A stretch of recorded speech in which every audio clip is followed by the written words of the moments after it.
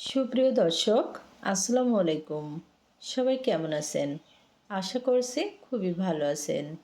আজকে হাজির হয়ে গেলাম আপনাদের জন্য খুবই মজার একটা রেসিপি নিয়ে।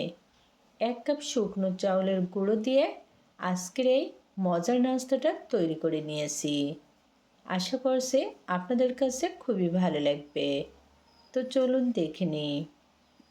নাস্তা তৈরির শুরুতে চুলায় প্যান বসিয়ে দিয়ে প্যানে 1 টেবিল পরিমাণ ঘি দিয়ে দিলাম। নিয়ে নিচ্ছি 2টি এলাচ। অবশ্যই এলাচের মুখটা ফাটিয়ে দিতে হবে। এখন এর ভিতরে দিয়ে দিচ্ছি 200 গ্রাম পরিমাণ শুকনো চাউলের গুঁড়ো। চুলার আঁচটা লোতে রেখে 2 থেকে 3 মিনিট মতো এরকম একটু নেড়ে চেড়ে ভেজে নিচ্ছি। শুকনো চাউলের গুঁড়ো এরকম ভেজে নাস্তাটা তৈরি করলে কিন্তু খেতে বেশি টেস্টি হবে। প্রায় 2 মিনিট মতো ভাজার পরে এখন এর ভিতরে দিয়ে দিচ্ছি 1 টেবিল চামচ গুঁড়ো দুধ। অবশ্যই এখানে গুঁড়ো দুধ দিবেন, কারণ এই ধরনের ডেজার্ট রেসিপিতে গুঁড়ো দুধ দিলে কিন্তু বেশি সুস্বাদু হয়। দেখুন, প্রায় 3 মিনিট মতো ভেজে নেওয়ার ফলে চাউলের গুঁড়োর কালার কিন্তু চেঞ্জ হয়ে এসেছে। এর থেকে আর বেশি ভাজার দরকার নেই। তো এখন চুলা থেকে নামিয়ে ঠান্ডা করে নিব। একটা বোলে নিয়ে নিচ্ছি ঠান্ডা করার জন্য। এদিকে দুধটুকু রেডি করব, এর জন্য প্যানে নিয়ে নিচ্ছি 1 লিটার পরিমাণ লিকুইড দুধ। দুধ কিন্তু আমি আগে থেকে জাল করে নিয়েছি। এখন 1 মিনিট মতো একটু নেড়ে চেড়ে গরম করে নিব। গরম হয়ে গেছে, তো দিয়ে দিচ্ছি 2 টেবিল চামচ গুঁড়ো দুধ। গুঁড়ো দুধ দিয়ে খুব ভালো করে মিশিয়ে নিচ্ছি। এই পর্যায়ে কিন্তু চুলাটা বন্ধ রাখতে হবে। দিয়ে দিলাম স্বাদ মতো লবণ। এখন চুলা অন করে এরকম একটু নেড়ে চেড়ে 2 থেকে 3 মিনিট মতো জাল করে নিচ্ছি। অল্প একটু দুধ আমি একটা বলে উঠিয়ে নিচ্ছি। দুধটুকু জাল হতে থাকুক, আর এদিকে যে চাউলের গুঁড়ো রেখেছিলাম তা কিন্তু ঠান্ডা হয়ে গেছে। এখন এর ভিতরে 1 কাপ পরিমাণ পানি দিয়ে দিলাম।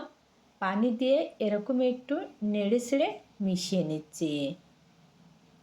খুব বেশি পানি দেওয়ার দরকার নেই। 1 কাপ পানি দিয়ে একটা ঘন ব্যাটার মতো তৈরি করে নিতে হবে। খুবই ভালো করে মিশিয়ে নিয়েছি। এখন যে দুধটুকু উঠে রেখেছিলাম, দুধটুকু কিন্তু ঠান্ডা হয়ে গেছে।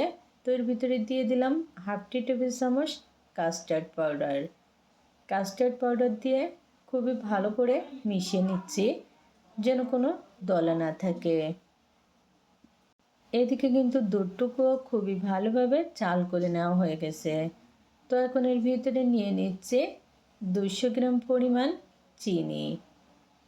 এখানে আমি আমার পছন্দ মতো মিষ্টিটা দিয়ে দিলাম। আপনারা যদি মিষ্টি বেশি খেতে চান সেক্ষেত্রে বাড়িয়ে দিতে পারেন। দিয়ে দিচ্ছি কাস্টার্ড পাউডারের মিশ্রণ। এখন আবার একটু নেড়ে চেড়ে মিশিয়ে নিচ্ছি। এ পর্যায়ে কিন্তু আমি চুলাটা অফ করে রেখেছি। দেখুন, আমার মিশিয়ে নেওয়া হয়ে গেছে। তো চুলা অন করে এখন এই দুধের ভিতরে দিয়ে দিচ্ছি যে শুকনো চাউলের ব্যাটারটা তৈরি করে রেখেছিলাম সেটুকু।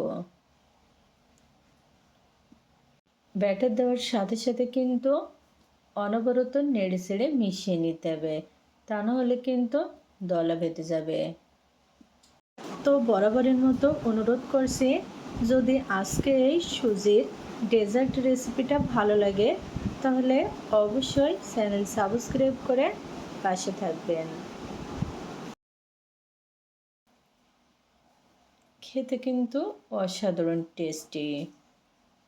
এখন কিন্তু রেসিপিটা ফাইনালি রেডি। এরকম একটু পাতলা করে নামাতে হবে, কারণ ঠান্ডা হয়ে গেলে আরও একটু ঘন হয়ে যাবে। তো চুলা অফ করে আমি নামিয়ে নিচ্ছি। আজকে কিন্তু খুবই সহজভাবে একটু ভিন্ন আইটেমের শুকনো চাউলের গুঁড়ো দিয়ে মজার একটা রেসিপি আপনাদের সাথে শেয়ার করলাম। আশা করছি খুবই ভালো লেগেছে। তবে যদি ভালো লাগে অবশ্যই ট্রাই করে দেখবেন।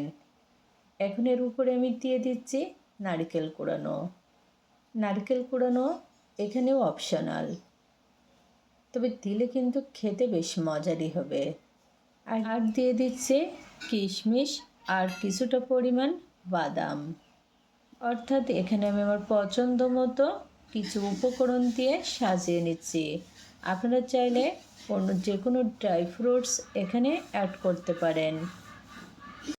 তো আজকের মতোই এখানে বিদায় নিচ্ছি।